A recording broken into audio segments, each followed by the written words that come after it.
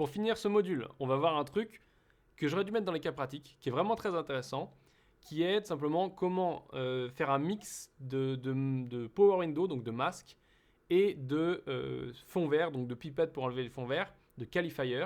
Donc en mixant ces deux outils, on peut arriver à changer la couleur d'un élément.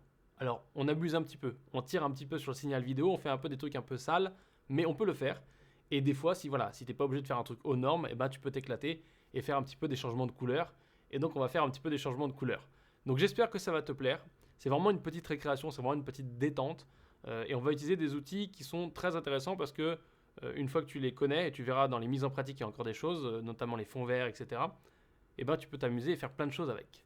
Donc c'est parti, on regarde ça. On va commencer avec le premier plan. Je ne fais pas d'étalonnage. Ce plan, si on regarde ici la suite de nodes, on n'a pas d'étalonnage, on n'a rien de différent. Voilà, c'est vraiment brut. Si tu veux être sûr que tu n'as rien, tu fais un clic droit et tu fais Reset All Node. Et tu peux après refermer puisqu'on ne va pas se servir forcément de plusieurs nodes pour l'instant. On va juste voir l'outil qui nous permet d'isoler une couleur. Tu l'as déjà vu si tu as vu la leçon sur tout simplement les fonds verts, les fonds verts. C'est le qualifier. Il y a plusieurs types de qualifiers. Il y a le premier comme ça qui est simple, on va dire. Et tu as ici le qualifier 3D.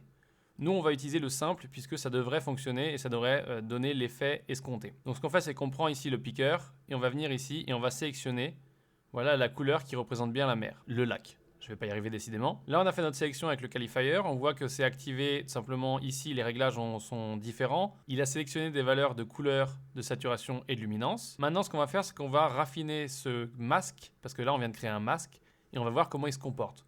Pour faire ça, on va ici sur la petite baguette magique, on clique, et ça va nous montrer notre alpha. Donc, tout ce qui est gris n'est pas pris en compte.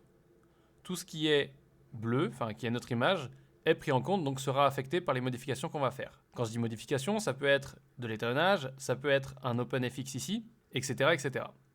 Là, on voit qu'on a un petit problème puisque ici, il y a des choses qui ne sont pas prises en compte. Donc on va devoir aller cliquer avec notre pipette dessus jusqu'à ce qu'on en élimine le maximum. Bien sûr, il nous en reste et si on veut cliquer, on voit que là, on perd notre masque d'origine. Donc on va revenir en arrière et on perd ce masque tout simplement parce que là, on va sélectionner une partie plus sombre et qu'avec cet outil, le qualifier simple, on ne peut pas sélectionner et du clair et du sombre. Et donc ce qu'il faut faire, c'est venir ici dans le petit plus et cliquer pour le rajouter. Et voilà, histoire vraiment d'avoir tous les trucs. On voit bien tous, voilà, avec la pipette. Et là, on regarde, on analyse, est-ce que tout est bon? Oui, tout est bon. On a bien sélectionné notre lac. Il est vachement bien délimité, il n'y a pas de souci. Mis à part le fait que là, ça a débordé et ça sélectionne toutes les autres parties qui sont soit sombres, soit bleues, ou soit bleu sombre. Tu vois, dans l'idée, c'est un peu la même chose que cette couleur ici. Pour délimiter ça, on va utiliser ce qu'on appelle le Power Window, enfin, ou une Power Window, ou un Power Window. Bref, c'est un autre masque qui va s'appliquer en conjonction avec ce masque. On clique donc sur Window ici, juste à côté du qualifier, et là, on a le choix de prendre soit ceux qui sont préprogrammés, soit d'en tracer un. On va prendre une curve et on va se le tracer au final. Et donc là, on trace naturellement sur notre écran. Voilà, rien de très très compliqué jusque-là. Maintenant, on dézoome et on va encadrer notre lac. On voit que là, du coup, au-dessus, ça redevient opaque. Donc, ça ne va pas être affecté par les changements qu'on fait ici. Et pour être sûr que la délimitation se fait le mieux possible, on va venir mettre du soft. Donc ici, on met un peu de soft. Voilà, mais pas trop.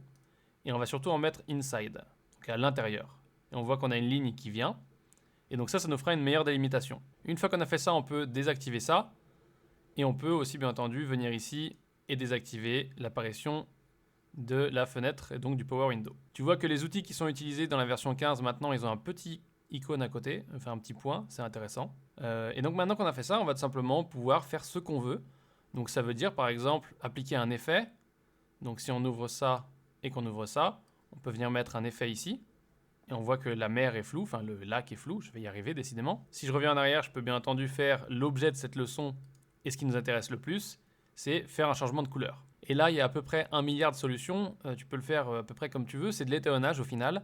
Mais si je te donne un exemple un peu absurde, si on veut une mer violette, on peut monter ça comme ça, aller encore un peu plus loin, tu vois, et trouver ce qui nous plaît.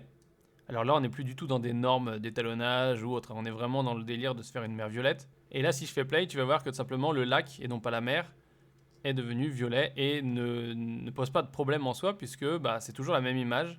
Alors c'est plus aussi naturel qu'avant, bien évidemment, parce qu'on voit rarement des lacs violets. Et si on continue, on voit qu'on a un problème.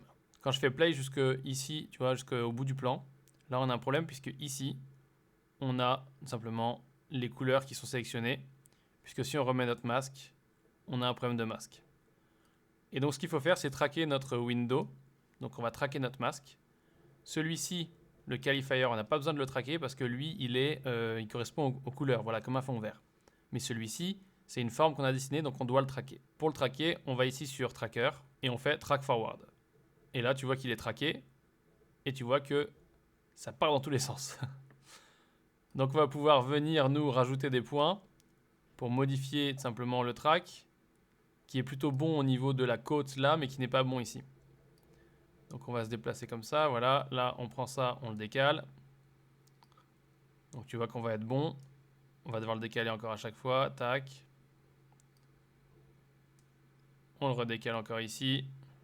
On fait play et là on n'a pas de problème. Le lac est bien devenu, enfin l'eau du lac est bien devenue violette. Ce qui est quand même assez marrant.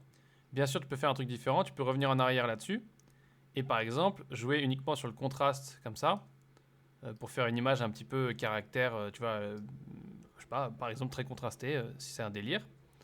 Ou alors tu peux désaturer complètement. Bon là tu vois qu'on a une petite différence mais que c'est très léger. Et donc tu peux travailler sur quelque chose de plus désaturé sur une image. Mais bon là on rentre vraiment dans le détail de euh, comment faire tout simplement du power window et du changement de couleur. Et voilà, ça, on voit vraiment plusieurs outils.